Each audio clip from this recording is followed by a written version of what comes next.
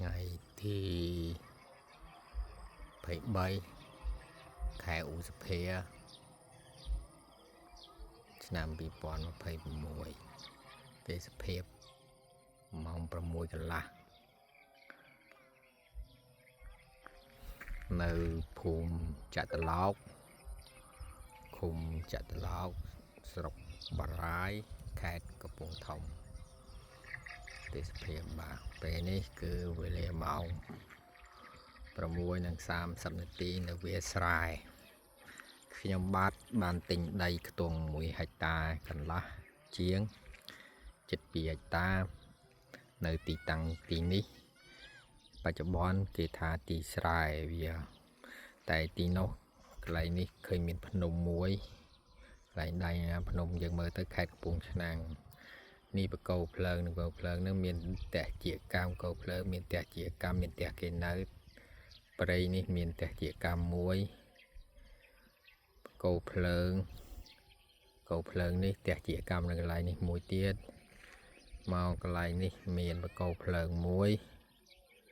មានផ្ទះគេហើយមកនេះដីខ្ញុំមានបកោភ្លើងខាងនោះមានផ្លូវគេនេះខ្ញុំធ្វើតូបផ្ទះដីខ្ញុំបាទជាអនុស្សាវរីយ៍ជាពេលវេលាដែលខ្ញុំថតនេះបានបង្ហោះចូលទៅក្នុង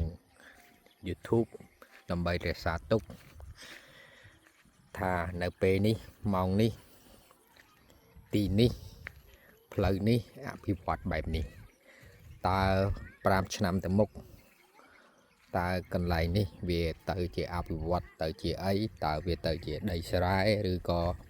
ដីភូមិព្រោះថាបច្ចុប្បន្នភាពនៅមកជួរខ្ញុំដីខ្ញុំនេះនៅខាងមុខប្រហែលជា50-70 ម៉ែត្រ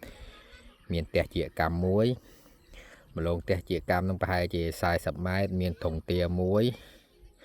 ម្លងប្រហែលជា30 ម៉ែត្រមានធុងទាមួយទៀតបន្ទាប់មកមានធុងទាចប់បន្ទាប់មកបានប្រហែលជា150-200 ម៉ែត្រផ្លូវកាច់ចូលទៅភូមិហើយមានរោងទីមានមនុស្សគេចេញមកនៅហើយតែផ្លូវវាយើងគិតថាវាមិនអភិវឌ្ឍទេមើលសិនជាបន្លាយនេះគេអភិវឌ្ឍដូចនៅស្រុកកំពង់ថ្មឬក៏ខាងនោះមានកន្លែងគេហៅថាស្រុកនេះស្រុកតាំងគោកវាប៉ុន្តែគេហៅរំលងនេះបារាយទៅមុខនោះរំលងនៅផ្លូវកនោះសគេនោះនឹងរំលងគេធ្វើប្រព័ន្ធបន្លាយទឹកនេះគេចាក់ស៊ីម៉ងមកផ្លូវអញ្ចឹងគេអភិវឌ្ឍបានខ្លះហើយអញ្ចឹងបើផ្លូវនេះបន្លាយនេះគេអភិវឌ្ឍហើយផ្លូវនេះគេចាក់បាត់ល្អនោះការអភិវឌ្ឍនឹងជោគជ័យហើយស្រែខ្ញុំមាននៅក្នុងនេះខ្ញុំមានដាំកញ្ញូងហើយណាអំពិលសមរិស័យយៈស្វាយតែជាស្វាយមិនមែនជាស្វាយកែលមៀទេ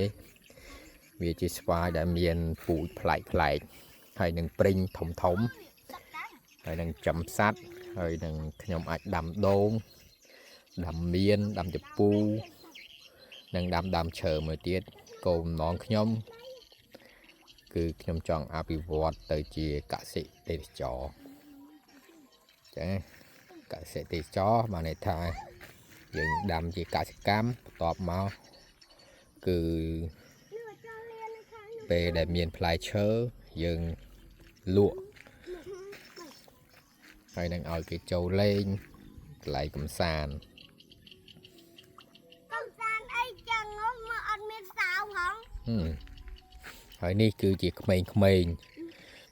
នេះមានក្មេងដែលខ្លះគាត់រៀនបកែក្មេងខ្លះខ្ជិលរៀន